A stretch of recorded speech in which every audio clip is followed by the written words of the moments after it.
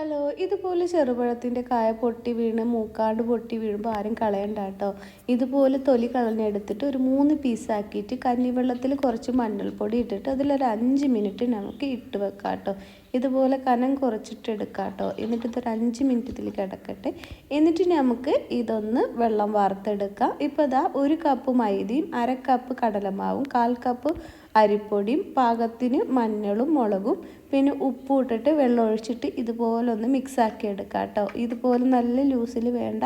എന്നിട്ട് ഒരു 1/4 teaspoon baking സോഡയും പിന്നെ അതിലേക്ക് കുറച്ച് കായം ഒഴിച്ചിട്ട് ഒന്ന് ഇതുപോലെ ഒന്ന് മിക്സാക്കി എടുക്കാം. എന്നിട്ട് നമ്മൾ നേരത്തെ കറ കളഞ്ഞെടുത്ത കായ ഇതിൽ മുക്കിയിട്ട് ഇതുപോലെ എണ്ണയിൽ വറുത്തെടുത്ത് നോക്കൂ.